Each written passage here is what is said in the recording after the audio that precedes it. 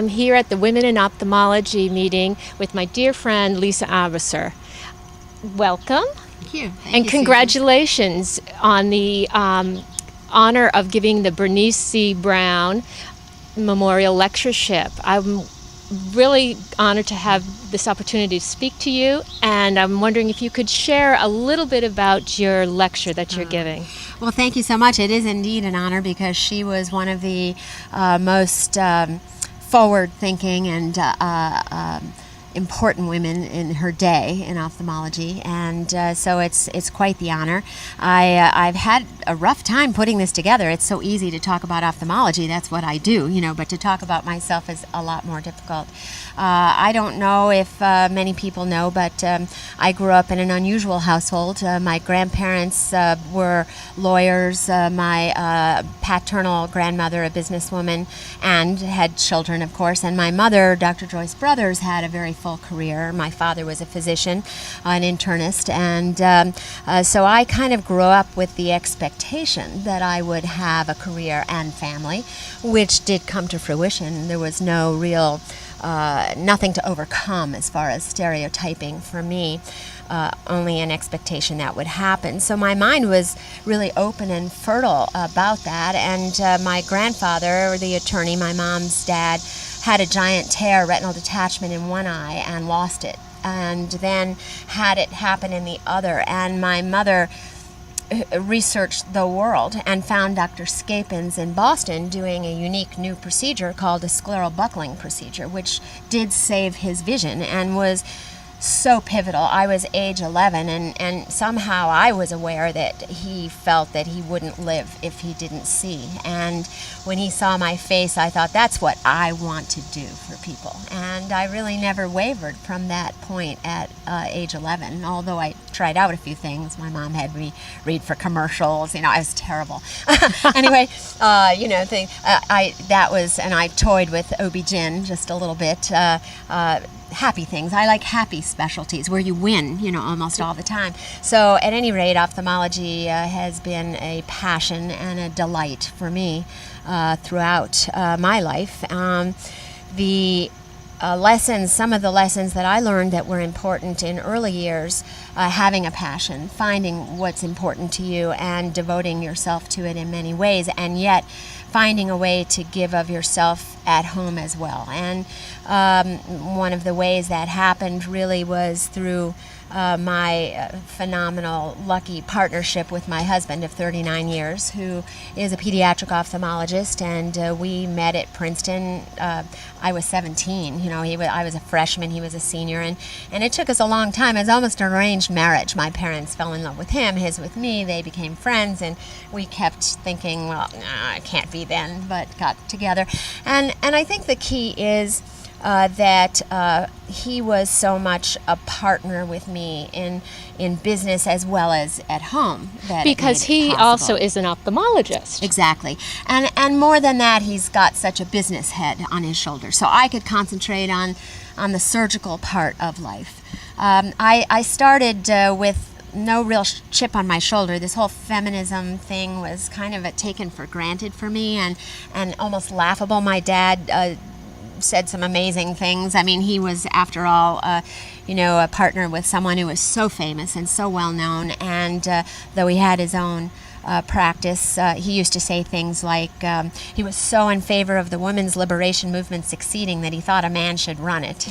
And that might send some people through the roof, but basically people, when they think about it twice, just start to laugh, and there's a practicality to that in a sense as well, we might all admit. At any rate, many lessons from him. One was also from my mom: bite off what you can chew and knock on 100 doors if you expect one to open. Which is another important kind of little fact. My dad actually stood his ground as a very early believer in close control in diabetes. He was an endocrinologist, diabetologist, before there was really a subspecialty. That's what he concentrated his practice on. And he figured, well, if he was right, he would inconvenience people if he decided that it was important to have close control, discipline their lives and so on. But if it was not true, if it was not true, that's the worst that would happen. But if it was true, he would make a difference in their lives. And Absolutely. And 40 years later, I joined the board of Paul Taylor Dance Company. One of the joys of my recent retirement from patient care, not teaching, but patient care. And there was a man who came right up to me seeing my name, and instead of saying, "Oh, who was your mother?" he said, "I wouldn't be here today if it wasn't for your father. I was a child diabetes patient of his." Wow. And it was very thrilling. And frankly, I carry that over. Like, for example, when the blue filtering implants came out, I had that same attitude.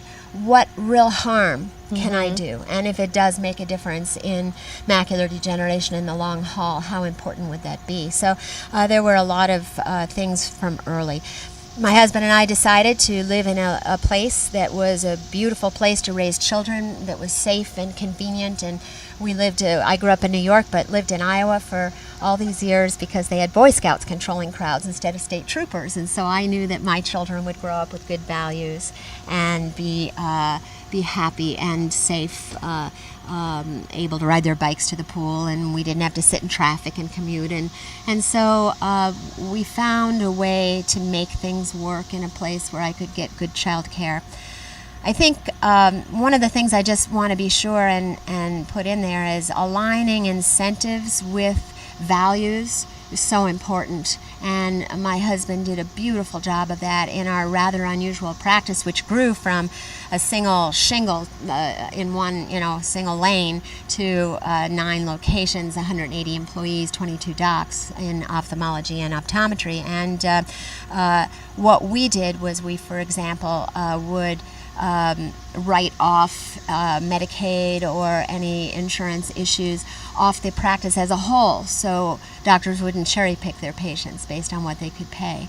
And we divided up money not just by eat what you kill, but more not just production, to be gentler about it, but also days worked and patients seen, which made it so that it was fair for me to work 4 days a week with my children at home and still be high volume. So I was doing 60 cases a week, but taking home less than someone else who might do that. So the pediatric ophthalmologist, just as important, or the medical ophthalmologist in our group would take home perhaps a little more, but held it all together and gave the best patient care all around. It really is a patient-focused philosophy of providing practice. I wonder, you are so well known for your surgical expertise, and you are incredibly current.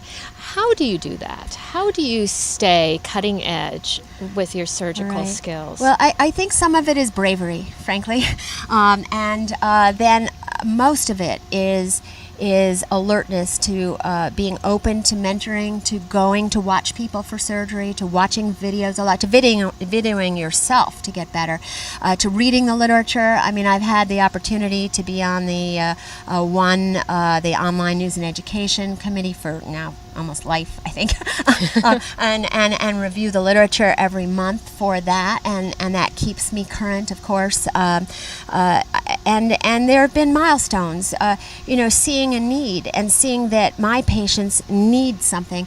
Also, living in Iowa, it's patients aren't going to fly in general, to Europe for this or California for that or whatever. And so I saw a need to get early on into the CTR. I was in the IDE, the original IDE, and sort of negotiated my way into that, actually. So let's talk about that a little bit, about how, when you say you visit, so you would actually go to another practice and observe.